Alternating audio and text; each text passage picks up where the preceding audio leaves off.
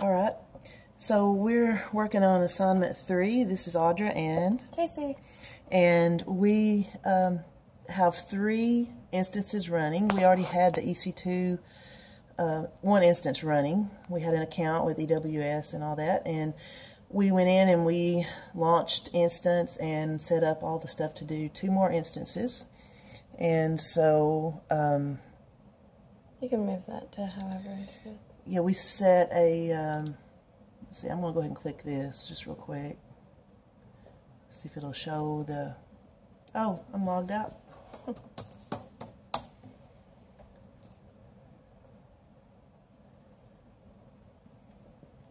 Sorry about that. You want to pick the AMI, Amazon Machine Image, that you want. So we got all that done. And we went through choosing an instance type and all that. And we got the instances running.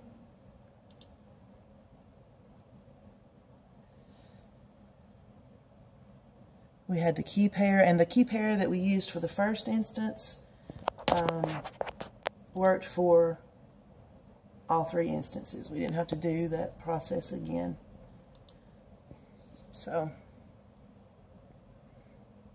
that kind of gets us down in that tutorial. We've done all the way down through step 2.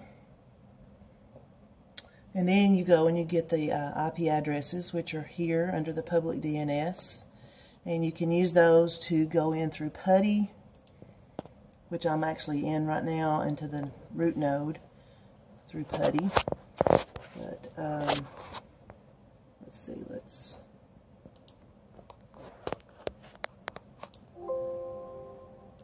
close the session. And so then you go here to log in, EC2 user at, and you're going to type in your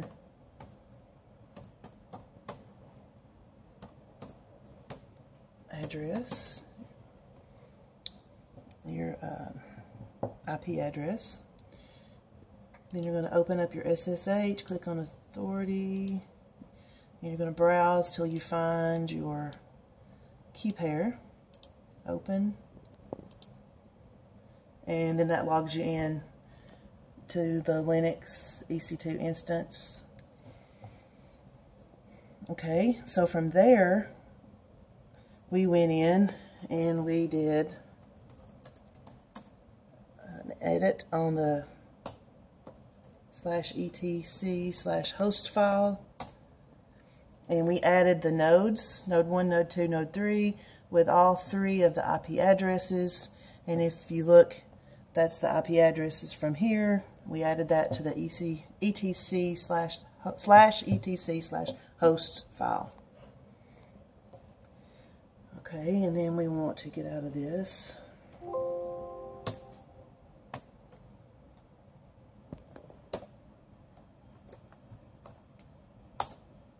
Okay, so we're back to our command prompt. And this next step was to create a push-out file. And I also logged in with WinSCP, and it was just a little easier. And there's our push-out file, which was part of the tutorial. That's the code he said to put in the push-out file. Alright, and we also did put the passwords on all the instances.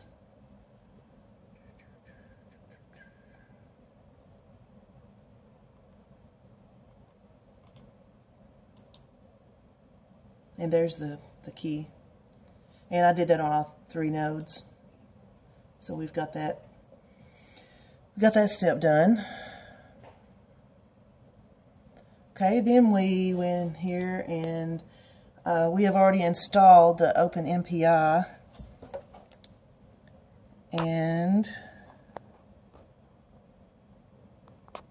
well, I was going to, okay, I'm going to try this again. I've kind of got the little happy fingers or something going on. But here I typed in the mpic show me, which is a command that will actually show that we did do the sudo yum install open-mpi-devel. So the compiler is there, and we also, well, see, I'm happy fingers again. And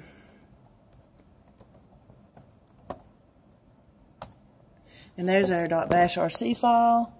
It's got the 2 lines for export for the path. I actually had the path exactly the way that it showed in the tutorial, and that didn't really work, so I tried this different format, and that didn't work either. So we're just kind of, we're still having some issues. We're a little... Not focusing well. Oh, that Can you see that? Yeah. Okay. We're stuck a little bit, but all the pieces are in place as far as, you know, we don't know of anything we've left out. And let's quit. Okay, so then when we actually try to compile, and neither of us are really C++ pros, so let's see, we named, before we get to the compile, we went over and we found some code for prime numbers, and we were going to just do it all in Whoop. it's not letting me open it. Okay, hold on.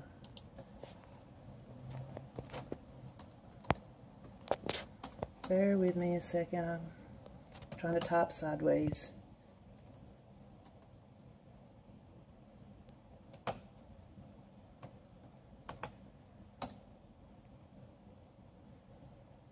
Oh, hold on.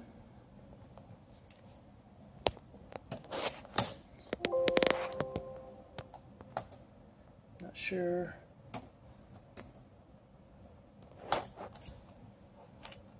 Been in there and looked at that file. Now it's not wanting to. Cannot open it. No such file or directory. Is it open in the... No, it's not open. Like that happened before, where it was open over here and it wouldn't let me open it there. It's not, and it won't let me open it over here either. That's really weird. Okay. Okay, so we found this code. You can turn it just a little bit. Oh, yeah, I'm sorry. It's supposed to be for prime numbers. It's a C++ program, and it's supposed to be good for MPI. And we copy-pasted that into, we edited a file called prime.cpp, pasted that in there, and then I'm going to pull this up with WinSCP. And so there's our code. Alright. Now I'm going to go here and try to compile it.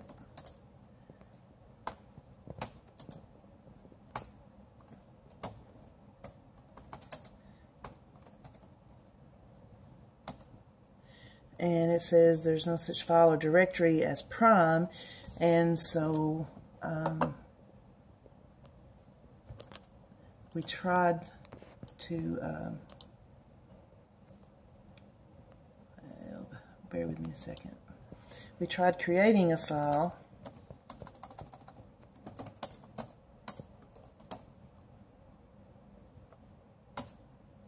that would be just an empty file called prime. I don't think we're really supposed to have to do that, but just, you know, trying to figure out why it's not working.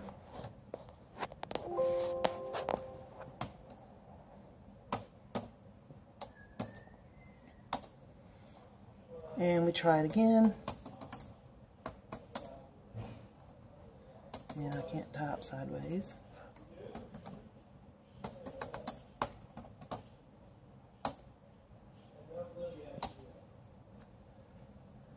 And then it says the file's not recognized. So we're not able to get it to compile. So we've got all the steps done except the actual compiling running. We've seen, and we've been looking it up online, and we've seen the -o before and after, and we've tried it all different ways, and nothing. to no avail. So. Yeah, we did it in different orders, and it still gave the same results. So I'm not really sure at this point what the problem is. I mean, the path is there. We tried MPI with a capital CC, 2 capital C's, because that we saw on the internet that said that's what you should use for C++, and it couldn't even find the compiler doing it that way. So we went back to the all lowercase letters, and that doesn't work. I can't think what else we tried, Casey. Can you? We've tried a lot of different things. Yeah, I don't know. We've tried it every way we can find or think of, but we keep getting... I'm hoping it's just some little small thing, but we can't find a little small thing, so... Alright, so that's what we got. While you're doing that, I'm going to try one more thing.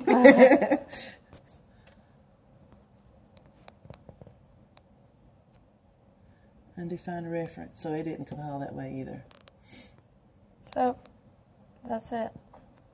That's what we got.